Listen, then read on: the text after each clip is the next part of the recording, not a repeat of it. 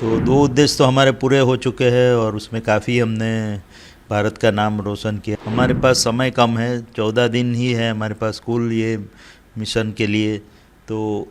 अभी 4 दिन तो पूरे हो चुके हैं, तो बाकी के 10 दिनों में हम जितने से जितना कार्य कर पाए, एक्सपेरिमेंट कर पाए, उसके शोध कर पाए, तो वो बहुत ही महत्वपूर्ण है। रेस अगेंस्ट टाइम उस तरह से है कि हम हमारा ये जो दौड़ लगा रहे हैं हम समय के खिलाफ, क्योंकि 10 दिन में हमको जितना हो सके उतना काम करना है। जो हमारा विजिबिलिटी का इश्यू आ रहा है तो उसको कैसे पार किया जाए, उसकी तरीके निकाल रहे हैं हम, जिससे ज़्यादा से ज़्यादा मूवमेंट कर पाए। जैसा कि आपको पता ही है कि 23 अगस्त को हम successful and secured soft landing कर पाए, और पूरी दुनिया ने और पूरे देश ने और आदरणीय प्रधानमंत्री जी भी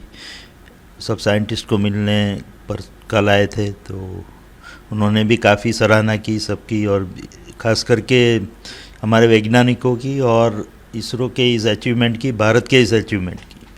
कि दुनिया भर में भारत का नाम ऊंचा हुआ है। तो ये तो बात हुई लैंडिंग की। उसके बाद अभी रियल वर्क शुरू होता है कि लैंडिंग तो एक बात है, उसके बाद रोवर का मूवमेंट कराना, वो दूसरी जो उद्देश्य था वो भी परिपूर्ण हुआ।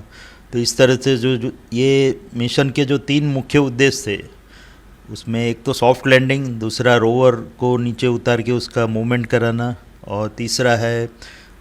जो अलग अलग एक्सपेरिमेंट, जो पेलोड रखे हमने उसके एक्सपेरिमेंट करना, उससे साइंस डेटा लेना। तो 2 उद्देश्य तो हमारे पूरे हो चुके हैं और उसमें काफ़ी हमने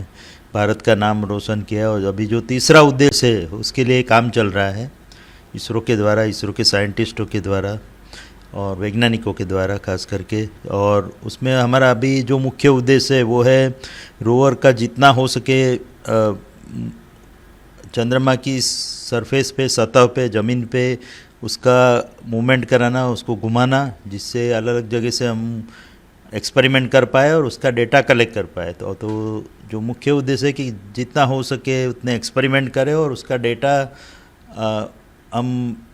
पा सके इधर पृथ्वी पे, जितना हो सके उतना। तो और क्योंकि आपको पता ही है कि हमारे पास समय कम है, 14 दिन ही है हमारे पास कुल ये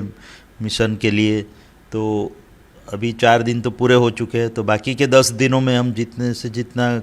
कार्य कर पाए, एक्सपेरिमेंट कर पाए, उसके शोध कर पाए, तो वो बहुत ही महत्वपूर्ण है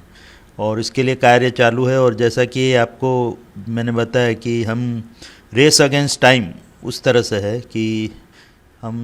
हमारा ये जो दौड़ लगा रहे हैं हम समय के खिलाफ, क्योंकि 10 दिन में हमको जितना हो सके उतना काम करना है। तो हमारे वैज्ञानिक और हमारे जो दूसरे तकनीकी अभियंता है वो लगे हुए हैं। एक तो रोवर का मूवमेंट कराने के लिए ज़्यादा से ज़्यादा थोड़ी दिक्कत हमको ये आ रही है कि इस बार हमारे पास JPL का गोल्डस्टोन स्टेशन जो है, अर्थ स्टेशन, वो मौजूद नहीं है हमारी सेवा के लिए। तो उसके कारण बीच बीच में जो हमारा विजिबिलिटी का इश्यू आ रहा है, तो उसको कैसे पार किया जाए, उसकी तरीके निकाल रहे हैं हम, जिससे ज़्यादा से ज़्यादा मूवमेंट कर पाए। हमारा आशय था कि एक दिन में रोवर लगभग 30 मीटर की मूवमेंट करे, जो अभी संभव नहीं हो पा रहा था। तो अभी तक आपको पता ही है कि इसरो ने बताया है कि 12 मीटर तक मूवमेंट हुई है रोवर की चंद्र की सतह पर। तो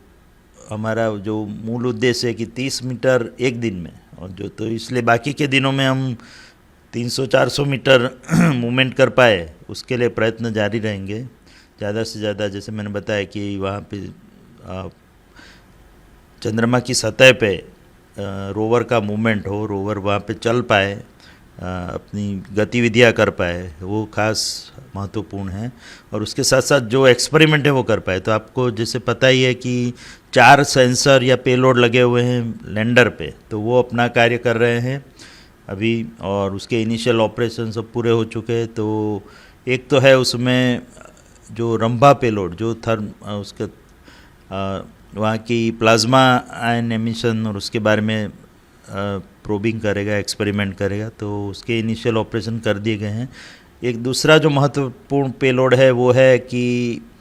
उस चास्टे पेलोड, जिसके बारे में आज विस्तार से इसरो की साइट पे भी रखा गया है, कि ट्विटर साइट पे, कि किस तरह से उसने जो इनिशियल एक्सपेरिमेंट किए हैं उसके जो नतीजे सामने आए हैं कि चंद्र की सतह पर लगभग 50-55 डिग्री सेंटीग्रेड जो टेम्परेचर है, तापमान महसूस किया गया है। और उसके अलग अलग जो प्रोब है उसमें अलग अलग सेंसर लगे हुए हैं जो अंदर तक, ज़मीन के अंदर जाके लगभग 8 से 10 सेंटीमीटर तक वो जा सकता है। तो 8 सेंटीमीटर तक के डेटा जो हमने लिए हैं उसके मुताबिक -50 डिग्री -10 डिग्री सेंटीग्रेड से लेके +50 डिग्री सेंटीग्रेड के अलग अलग डेटा 10 सेंसरों ने कलेक्ट किए हैं। तो वो डेटा आज उपलब्ध है और उसकी माहिती हमारी ट्विटर साइट पे भी रखी हुई है। और इस तरह से अन्य मेज़रमेंट अलग अलग जगह पे करके चेस्ट पेलोड तो अभी एक ही जगह पे है क्योंकि लैंडर पे लगा हुआ है, तो वो उसकी अलग अलग मेज़रमेंट करता रहेगा। लैंडर जब तक वहाँ पे स्थित है उस समय तक उसके डेटा 14 दिनों तक तो रहेगा ही उसका डेटा। और उसके बाद जैसा कि मैंने बताया वहाँ पे लंबी रात शुरू होगी 14 दिनों की, और उसके बाद हम अगर रिवाइव कर पाए कुछ पेलोड तो वो हमारे लिए बोनस होगा। तो जैसा कि मैंने बताया समय के खिलाफ दौड़ चल रही है और ऐसे ये एक्सपेरिमेंट बार बार रिपीट किए जाएंगे और ये डेटा जो चास्टे का डेटा है वो स्टोर किया जाएगा और वो लैंडर के द्वारा, क्योंकि वो तो लैंडर पे ही लगा है ये चास्टे पेलोड, तो सीधा पृथ्वी पे बाइलालू स्टेशन पे लाया जाएगा। और उसके बाद फर्दर उसका एनालिसिस एक बार डेटा आ जाता है बाद में हमारे वैज्ञानिक करते रहेंगे। उसी तरह रंभा पेलोड का डेटा और एक सिज्मिक जो ल्यूनर सिज्मिक एक्टिविटी के लिए जो इंस्ट्रूमेंट लगा है, तो मून पे जैसे पृथ्वी पे जो भूकंप आते हैं उसी तरह मून पे जो भूकंप आते हैं उसको मून क्वेक कहा जाता है। तो मून क्वेक की इंफॉर्मेशन, मून की सिज्मिक एक्टिविटी जो है, भूकंपीय जो तरंगे हैं उसके बारे में पता लगा के, क्योंकि वहाँ पे एस्टेरॉइड का भी बम्बार्डिंग होता है तो वो सब के कारण सिज्मिक एक्टिविटी बढ़ जाती है कई बार, तो क्या हो रही है उसके बारे में भी माहिती हमको मिलेगी। और जो नासा का ल्यूनर रेट्रो रिफ्लेक्टर एरे है जिसके द्वारा हमको चंद्रमा और पृथ्वी के बीच की सही डिस्टेंस का पता लगे, सही दूरी का, तो उसके कारण जो एक अनुभव किया गया है कि इक्वेटर पे जो मेज़रमेंट लिए थे सेम LRA द्वारा, तो ये पता लगता है कि चंद्रमा पृथ्वी से दूर जा रहा है साल में 1 सेंटीमीटर या ऐसे कुछ। तो वो उसमें कितनी सच्चाई है, जो साउथ पोल पे उसका इम्पैक्ट कैसे दिखता है, दक्षिणी ध्रुव पे, तो ये मदद करेगा हमको LRA उसके बारे में जानकारी लेने के लिए। तो ये 4 पेलोड जो लैंडर पे लगे हैं उसकी हमको अलग माहिती, अलग अलग एक्सपेरिमेंट की देता रहेगा जैसा मैंने बताया अगले 10 दिनों तक। और जो दूसरे जो कार्य है हमारा रोवर का, उसकी सतह पे चलाना जितना हो सके, जैसे मैंने बताया कि एक दिन में 30 मीटर तक अगर चला पाते हैं तो 300-400 मीटर अभी भी हम करा पाएंगे। तो अलग अलग जगह पे जाके रोवर वो एक्सपेरिमेंट करेगा, जो स्पेक्ट्रोग्राफी एक्सपेरिमेंट हमने प्लान किए हैं, एक्सरे स्पेक्ट्रोग्राफ और लेज़र स्पेक्ट्रोग्राफ की तरह। तो वो एक्सपेरिमेंट चालू हो गए हैं और उसके द्वारा हमको वहाँ की ज़मीन की सतह पे जो ज़मीन है, सॉइल है, जो उसकी बारे में माहिती मिलती रहेगी, उसके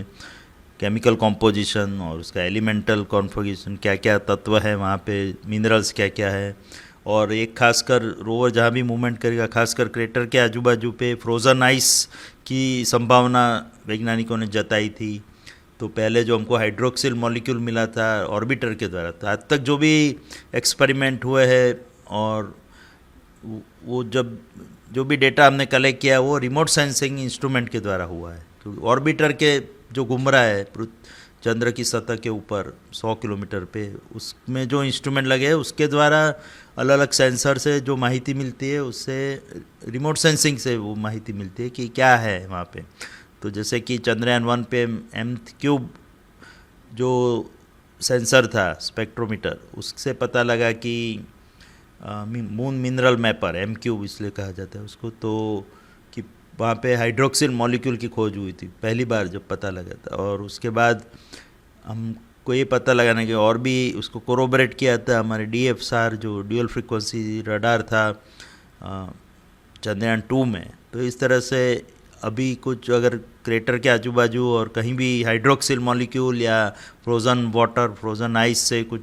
और ज़्यादा खोज मिलती है पानी के बारे में जानकारी, तो वो उसकी और सबका ध्यान रहेगा। तो ये एक्सपेरिमेंट इसलिए काफ़ी महत्वपूर्ण है,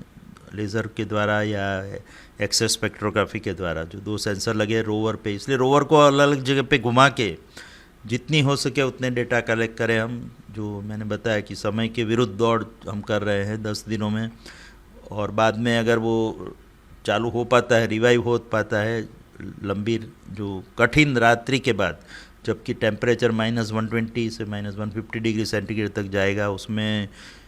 ऐसी संभावना है कि इलेक्ट्रॉनिक्स में मुसीबतें आ सकती है वापिस रिवाइव होने में, शोल्डर जॉइंट्स और अलग अलग जो तकनीकी मुद्दे हैं उसको कैसे हम ओवरकम कर पाएंगे। तो अभी कुछ कह नहीं सकते, वो करने पे ही पता लगेगा कि कितना हम सक्सेसफुल होते हैं, सफल हो पाते हैं। तो इस तरह से अभी सभी एक्सपेरिमेंट चल रहे हैं। जैसे कि मैंने बताया, दोनों रोवर पेलोड कार्यरत है अपना अपना डेटा कलेक्ट करने में, और कुछ दिक्कतें जो हमको विजिबिलिटी के कारण आ रही है उसका सामना करते हुए, उसका सॉल्यूशन निकालते हुए हम प्रयत्न कर रहे हैं कि ज़्यादा से ज़्यादा डेटा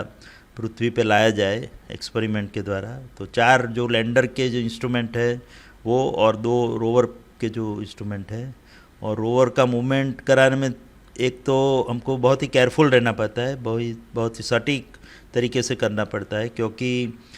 कहीं पे अगर लुढ़क गया रोवर और क्रेटर के अंदर गिर सकता है। वो संभावनाएं एलिमिनेट करने के लिए उसके आगे जो 2 नेवकैम लगे हैं उसके द्वारा, नेविगेशन कैमरा, उसके द्वारा इमेज लेके पहले पृथ्वी पे उसको भेजा जाता है, प्रोसेस किया जाता है, और उसके बाद हम यहाँ से कमांड देते हैं उसकी मूवमेंट के लिए। तो एक बारी में हम 5 मीटर तक मूवमेंट कर पाते हैं रोवर का। तो ऐसे उसको 5-6 बार चलाए तो 25-30 मीटर दिन की एक बार में मूवमेंट कर पाएँ, और ऐसे बाकी 10 दिनों में लगभग 300-400 मीटर घुमा पाए, तो हमारा ये मिशन बहुत ही सार्थक रहेगा। ये कोशिशें सब कर रहे हैं हम कि कितनी ज़्यादा से ज़्यादा रोवर की मूवमेंट हो, जिसके कारण हमको, जैसा कि मैंने बताया, जितना डेटा कलेक्ट हो पाए। ये 10 दिन तो हमारे पास है ही, उसके बाद की रात्रि के बाद जो अन्य डेटा भी अगर नसीब हमारा सही काम कर रहा है तो, और रिवाइव करके हम कर पाएंगे, तो वो हमारा बोनस डेटा रहेगा। तो इस तरह से प्रयत्न सब हो रहे हैं और अच्छी तरह से सब इंस्ट्रूमेंट कार्य कर रहे हैं। और ये अभी तक का, आज तक का जो लेटेस्ट इन्फॉर्मेशन है इस प्रकार से है, और हम आशा करते हैं कि इस तरह से ही एक सब इंस्ट्रूमेंट अच्छी तरह कार्य करे तो हमको जितना अधिक से अधिक डेटा मिल पाए साउथ पोल का, दक्षिणी ध्रुव का, जो आज तक कभी भी इन सिटू ऐसे एक्सपेरिमेंट नहीं हुआ है। अभी तक जो भी डेटा कलेक्ट हुआ है वो रिमोट सेंसिंग इंस्ट्रूमेंट द्वारा ही हुआ है, चंद्र के ऊपर अलग अलग मिशनों से। तो ये पहली बार इन सिटू डेटा एक्सपेरिमेंट, इन सिटू डेटा कलेक्शन एक्सपेरिमेंट्स और अन्य जो प्रवृत्ति हम कर रहे हैं, और ये इसका तीसरा मुख्य उद्देश्य है हमारे मिशन का, सॉफ्ट लैंडिंग और रोवर मूवमेंट के बाद, कि ज़्यादा से ज़्यादा एक्सपेरिमेंट चंद्र की सतह पे किए जाए। तो वो कार्य चालू है।